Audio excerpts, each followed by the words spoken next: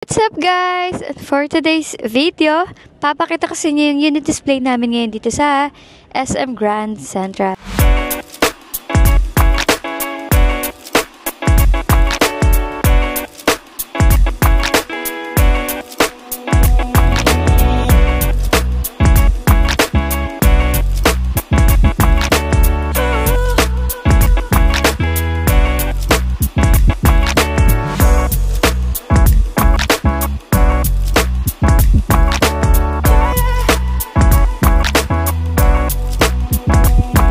So, samahan nyo ako guys. Tingnan natin kung ano ba ito. So, let's go! So, ayan guys, bababa na ako at i-check na natin yung unit. Kung anong unit ba ito. Let's go! Share ko na rin na yung duty namin dito is hindi naman siya everyday. So, kung gusto nyong mag-visit or tingnan yung unit, direct message nyo muna ako sa aking contact number or direct message me on my social media accounts para po ma-assist ko kayo in case na gusto nyong tignan yung unit. So, by the way guys, ito nga pala yung unit natin. So, ito guys, yung unit display namin ngayon dito sa SM Grand Central. Ito yung Triton GLX Automat. Ang SRP nito is 1,383,000. Ang down payment nito starts at 79,000 and ang monthly starts at 28,000. So, ayan. Titignan natin yung engine nito, guys. And dito naman, sa side, ayan. Meron na siyang daytime running light. So, close up lang natin. Para may idea kayo sa nakaano niya. So, dito naman tayo sa side. Ayan. Sa side, guys, ito yung side mirror niya. So, sa side mirror, meron na rin integrated na rin ng turn signal lights. Ayan. So, tingnan natin. So, ayan yung pinaka-looks ng kanyang side mirror. Pagdating naman dito sa ating mugs, ayan. So, dito sa mugs, ayan. Naka 18-inch alloy wheels. So, ayan. Close-up look ko lang. So, ang ganda ng design ng mugs niya. Hindi siya silver eh. Parang may pagka... And, ayan. Ayan. So, na may idea, may mudguard. Ikutin natin. So, punta tayo dito sa may passenger side. Ayan. So, ito. Pagpasok natin dito. Sa may passenger side, soft padded na siya. Ayan. So, yung armrest, ayan. Soft padded na siya para more comfortability during the long ride.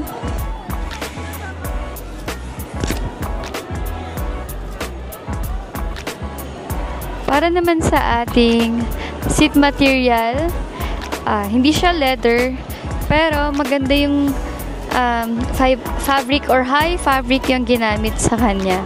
So, maganda yan.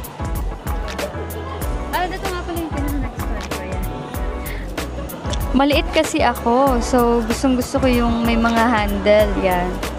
Para easy access. Tulong yan sa aming mga maliliit. Dito naman sa monitor, ayan. Naka 9-inch touchscreen monitor. Naka 9-inch.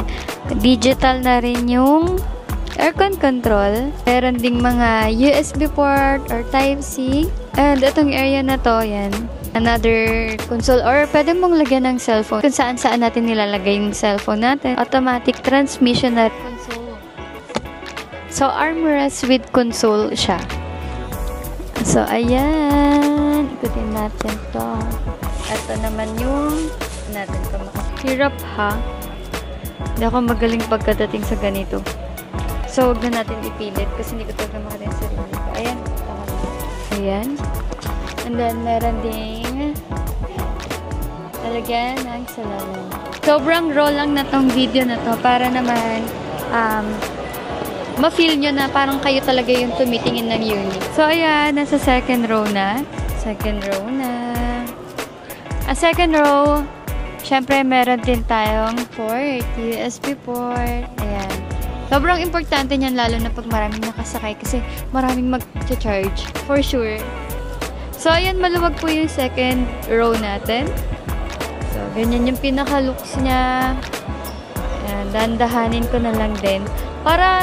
So, ayan, punta naman tayo sa likod. Para sa likod, meron ng bed liner. Ayan. Naka-bedliner na si Triton. So, ayan. Ito yung tail light niya. Ito yung pinaka-looks ng likod. Pinaka-looks ni Triton. Yung stepboard niya sa likod. And, meron na siyang Triton emblem here. And, meron ding rear camera. Ito yung rear camera niya. Nandito nakalagay sa may door handle. Or door tail. And ito, meron na din siyang. So, ayan. Punta naman tayo dito sa kabilang side. Tignan natin yung buong angulo. Kasi parang tao lang yan. Charis! Parang tao lang. Maganda lang pag nakatalikod. Maganda pag naka-side view. Pero ito si Triton. Kahit sa ang angulo talaga tignan maganda. Ayan. Punta tayo dito sa driver's side. Dito kay Triton, keyless entry. So, ito naman yung sa driver's side. Same na same lang naman sa passenger. Ang pinagkaiba lang siguro, dahil may mga control dito sa driver's side. Katulad nitong central lock and unlock. Side mirror. Ayan.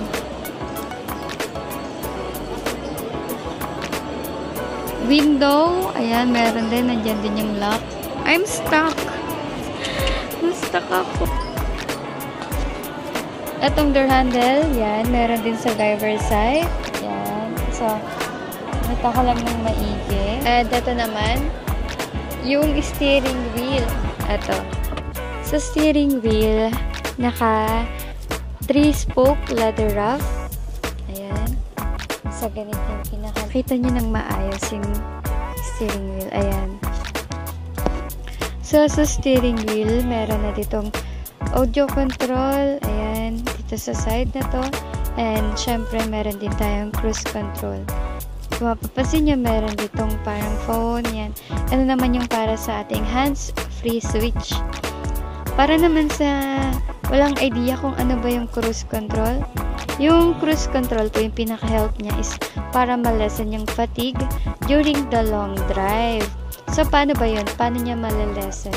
So, kay cruise control, pwede tayong mag-set ng takbo natin.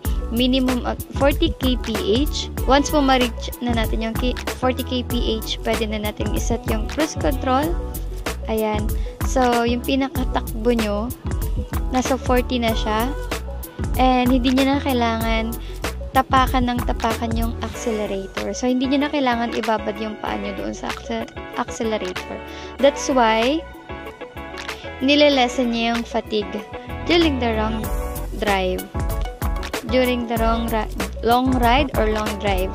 So, mostly, ang mga client, ginagamit yun kapag mga nasa NLEX, ganyan, Skyway, or ano. Kasi, sa mga NLEX kasi, meron doon yung parang takbo mo lang dapat 60 or 80, may minimum lang. So, pwede mong iset doon sa minimum speed sa Skyway. Huwag lang bababa ng 40. So, ang pinaka-minimum ni cruise control is 40 kph para mag-activate. So, ayan. Ito naman sa meter cluster. So, ganyan yung looks ng meter cluster. Mas maganda siguro siya kung naka-open. Kaya lang nga kasi nasa mall tayo, so hindi ko na i-open yung sasakyan. Ayan, nakita nyo na dito. Ikutin lang natin. Yan. So, pagkatapos, nito, sa engine naman tayo, since nakita na natin yung buong loob, likod, labas, gilid ni Triton. So, doon naman tayo sa kanyang engine. Let's go! Ito yung bukasan ng engine.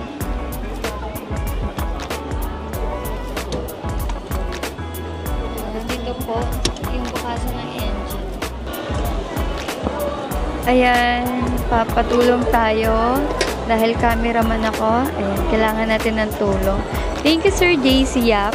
So, si Sir JCF ay ahente rin dito sa Mitsubishi Abad Santos.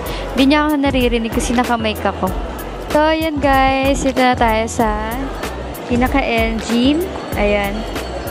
Ito yung engine ni Triton. Ayan. So, dahan-dahanin lang natin. Para sa mga client kong mekaniko.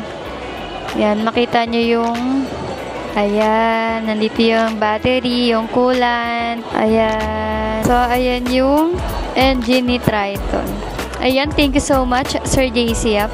Papa-video naman tayo ngayon kay Sir JC kasi babanggitin ko yung promo natin. So, Sir JC, pwedeng pa-videohan naman ako. So, yun guys, nakita na natin yung Triton. Siyempre, babanggitin naman natin yung promo, down payment, at mga inclusion niya.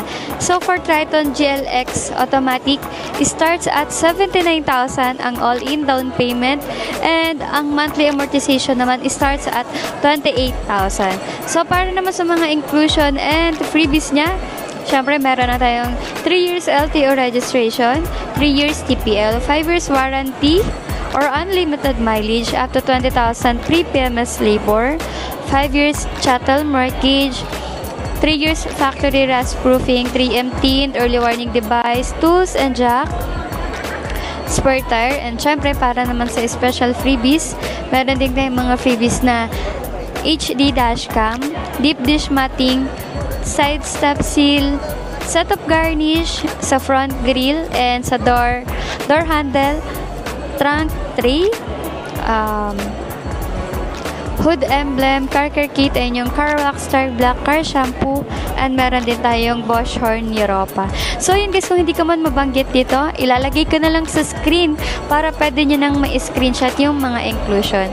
So yun lang guys, kung bago ka lang dito sa aking YouTube channel, don't forget to like and subscribe my YouTube channel. I'm Candy Valderosa from Mitsubishi Abad Santos.